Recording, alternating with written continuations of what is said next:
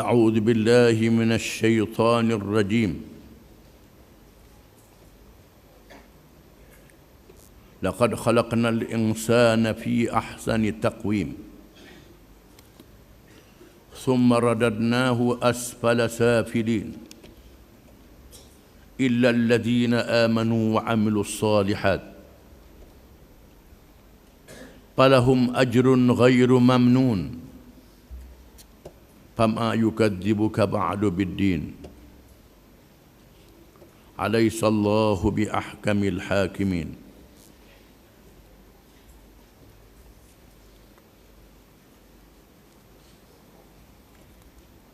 Maksudnya, sesungguhnya kami telah menciptakan manusia dalam bentuk yang sebaik-baiknya dan kelengkapan sesuai dengan keadaannya. Kemudian jika ia panjang umur sehingga tua atau menyalahgunakan kelengkapan itu, kami kembalikan dia ke serendah-rendah peringkat orang-orang yang rendah, kecuali orang-orang yang beriman dan beramal soleh, maka mereka beroleh pahala yang tidak putus-putus. Jika demikian kekuasaanku, maka apa pula yang menjadikan engkau seorang pendusta, bercakap tidak benar, berkenaan dengan hari pembalasan, sesudah ternyata dalil-dalil membuktikan kekuasaanku mengadakan hari itu? Bukankah Allah yang demikian kekuasaannya seadil-adil hakim?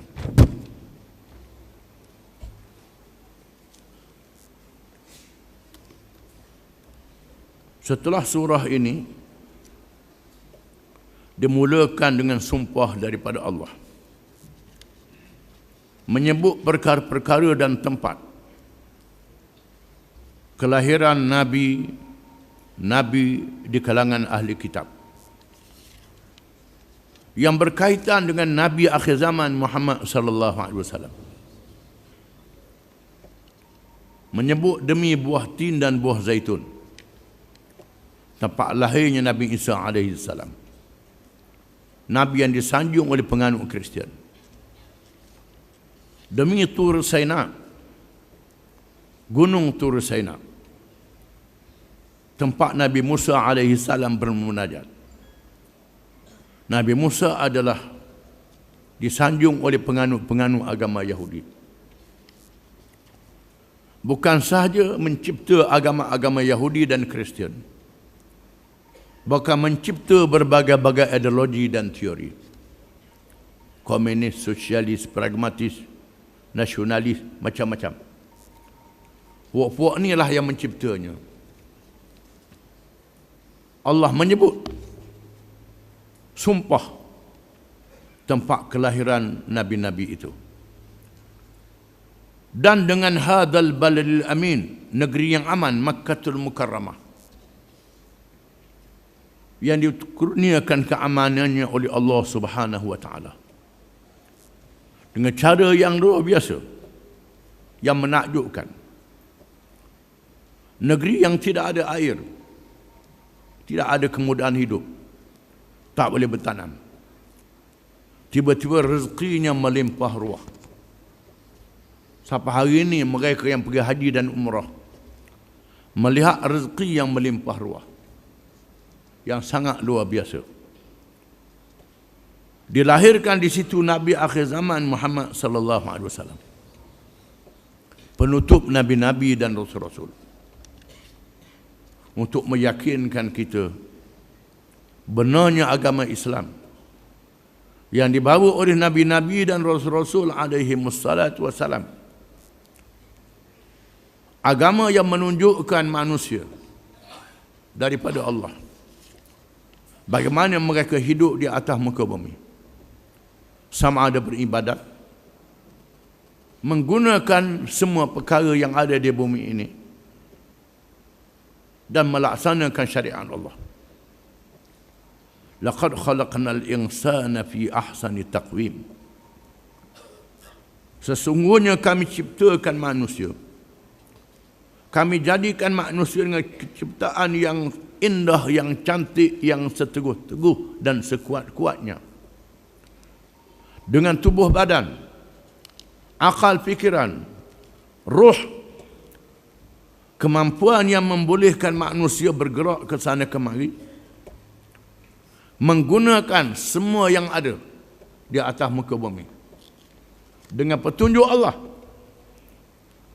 Dan mereka diajar tidak lupa kepada Allah, beribadat kepadanya. Supaya jangan lupa juga menegakkan hukum Allah dan syariat Allah. Manusia boleh melakukan ini semua dengan keindahan kejadian yang diberi kepadanya oleh Allah Subhanahu wa taala. Thumma radadnahu asfala safilin. Kemudian kami kembalikan dia turun kepada serendah-rendahnya.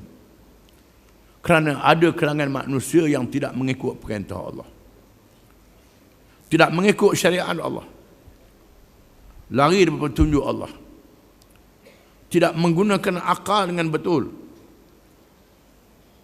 tidak menghubungkan rohnya dengan Allah,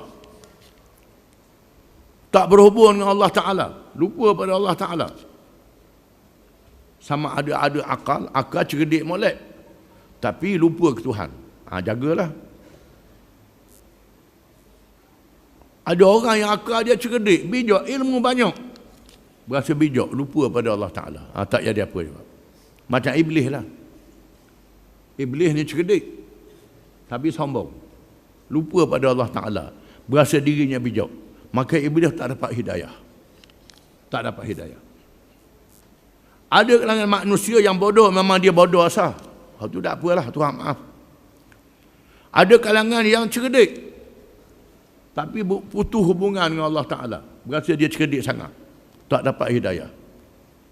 Buat peraturan sendiri, buat ajaran sendiri, maka jadi asfala safilin, jadi serendah-rendahnya, lebih pada binatang. Yang cerdik jadi bodoh pada binatang. Sama ada dalam perkara agama ataupun dalam perkara politik, ekonomi dan lain-lain, sama aja. Akan jadi hina, lebih bodoh pada binatang. Akan jadi begitu. Tuhan kata jaga. Kalau tinggal Tuhan, jadi begitulah. Dalam perkara agama, reka agama sendiri. Tak tahu nak buat macam mana nak semayang, akhirnya sembah lembu jadi bodoh pada lembu. Sembah batu, bodoh pada batu pula dah. Jadi begitu. Rendah serendah-rendahnya.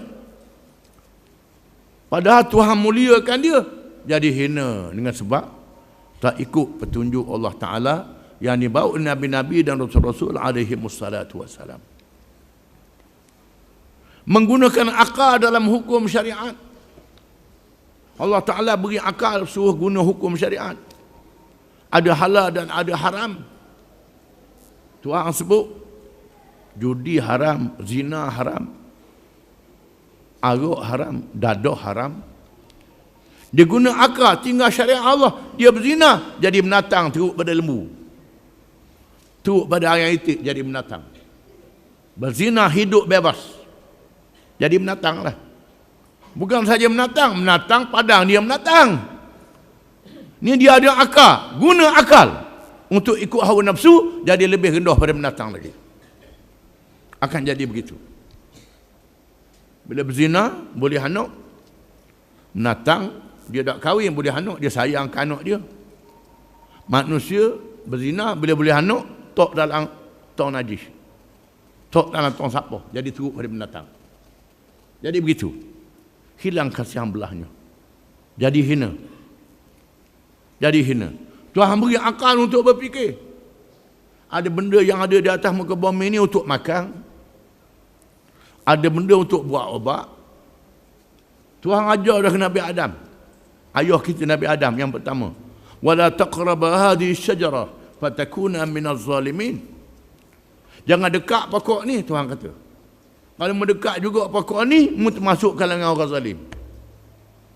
Kalangan orang zalim. Nabi Adam dia ingat semua pohon kayu nampak hijau, molek, buah molek boleh makan ke darah belaka.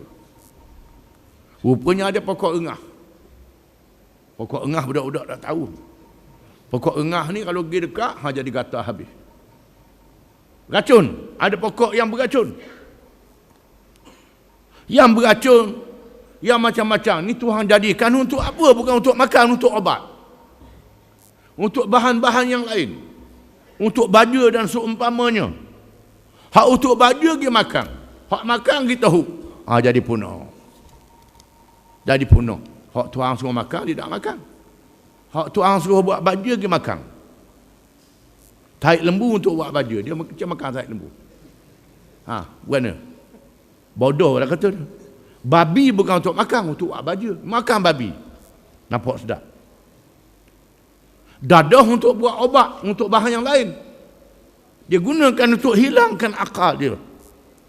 Dadah, arak untuk lain. Proses jadi cuka dan seumpamanya. Jadi alkohol untuk buat obat. Ni dok diguna untuk makan. Hilangkan akalnya, rosokkan dirinya. Maka manusia itu menjadi asfala safilin. Rendah daripada yang rendah. Rendah pada binatang, jadi hina. Menjadi hina dengan sebab lawan peraturan Allah Ta'ala yang Tuhan tetapkan. Illa allazina amanu wa amilus solihat. Malaikat orang-orang yang beriman dan mengerjakan amal yang soleh. Yang beriman kepada Allah. Beriman pada Rasul. Beriman pada kitab yang diturunkan oleh Rasul.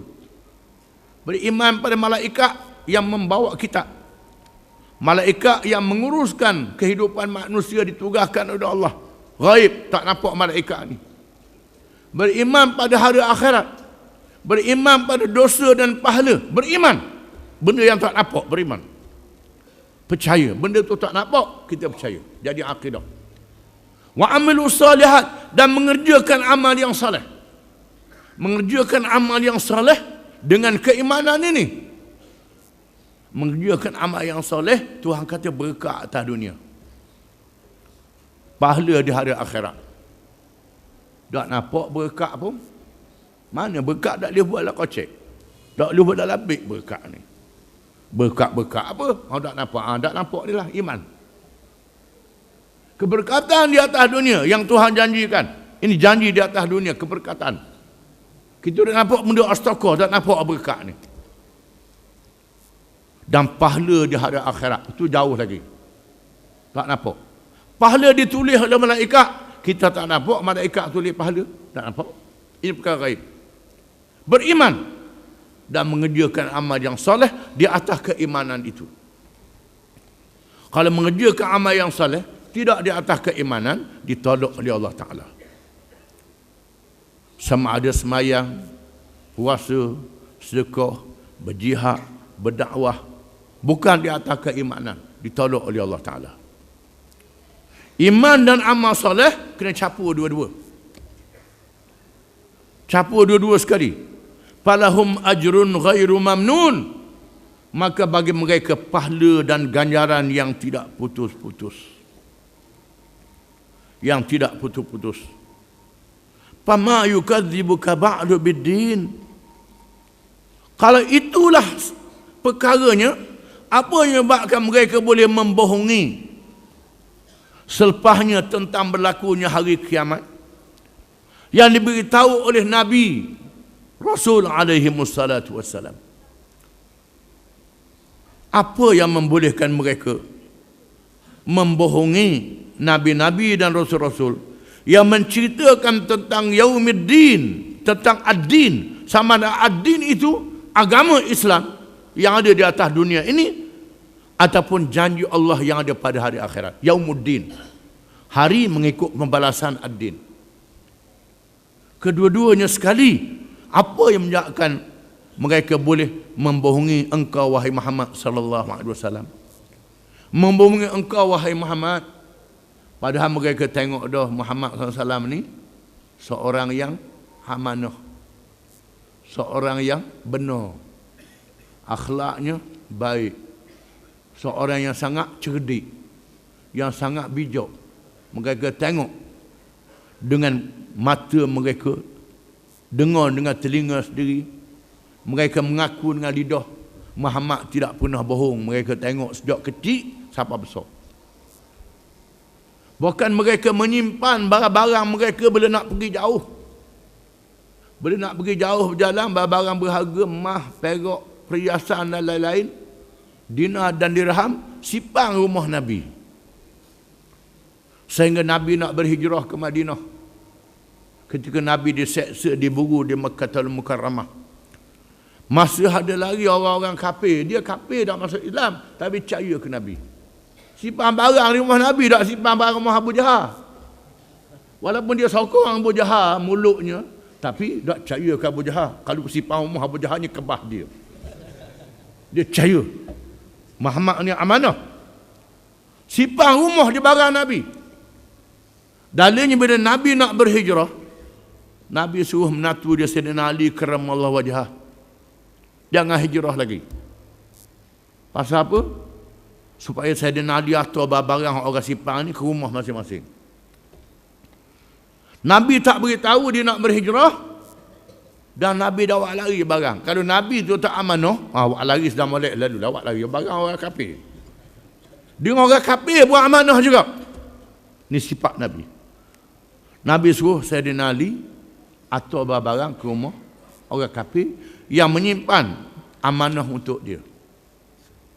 Menunjukkan amanahnya Nabi SAW. Dan Tuhan tunjuk bijaknya Nabi SAW. Bila mereka nak baiki Kaabah yang sudah rosak dengan sebab banjir, mereka juga memuja Kaabah yang dibina oleh Nabi Ibrahim alaihissalam. Mereka juga mengerjakan haji, tawaf di Kaabah. Tawaf juga kafir pun.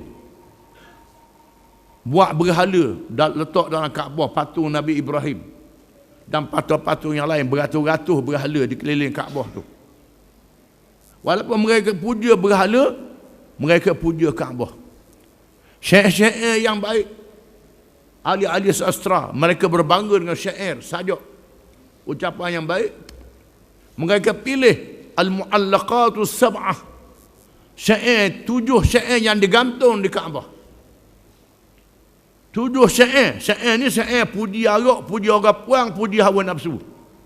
Dengan bahasa yang baik, yang indah. Mereka tulis, gantung di Kaabah. Mereka memuliakan Kaabah. Bila Kaabah rosak, bila berlaku banjir, mereka bergotong royong untuk membaiki Kaabah itu, untuk membina semula. Bila sampai masa nak letak Hajar al-Aswad, mereka tahu Hajar al-Aswad ni lebih mulia, berebut. Masing-masing kabilah nak ambil Hajar al-Aswad. Biar kabilah dia. Orang ni kata dok puak dia, kata siapa nak perang. Nak berperang antara satu sama lain kerana berebut nak letak Hajar al-Aswad pada tempatnya. Akhirnya mereka membuat keputusan, melantik seorang hakim bagi menyelesaikan masalah. Lalu mereka buat cadangan. Hakim tu ialah orang yang mula-mula mari. Yang mula-mula mari datang pada hari itu. Tiba-tiba yang mula-mula datang ialah Nabi SAW. Tuhan atur. Nabi yang mari. Lalu mereka minta Nabi jadi hakim, selesaikan masalah mereka. Nabi pun senangnya suruh bawa kain. Bawa kain besar, letak Hajar al-Aswad dalam, pakat pegang tepi kain, usung ramai-ramai. Usung belaka. Semua kabilah. Bila sampai dekat, Nabi ambil dengan tangan dia, letak tempat tu. Semua reda. Oh, bijak Muhammad. Cerdik Muhammad. Pandai Muhammad menyelesaikan masalah. Tiba-tiba bila Nabi ajak kepada Islam, kata Nabi bohong. Nabi pelawak pula. Fama yukadzibuka ba'du biddin. Apa yang menyebabkan mereka membohongi engkau wahai Muhammad sallallahu alaihi wasallam? Setelah keterangan bagaimana mulianya kejadian mereka yang Tuhan jadikan itu, dengan akal, dengan mata, dengan telinga, dengan tengok semuanya, tiba-tiba membohongi wahai Muhammad sallallahu alaihi wasallam. Alaihissallahu bi ahkamil hakimin. Adakah tidak Allah yang paling bijak pencipta dan paling bijak hukumannya dan keputusannya terhadap hamba-hambanya. Sudah tentulah Allah yang paling bijak. Disemangatkan kepada Nabi SAW dengan Tuhan berfirman, alaihissallahu bi ahkamil hakimin. Adakah tidak Allah yang paling bijak untuk mencipta dan menentukan hukum hakamnya?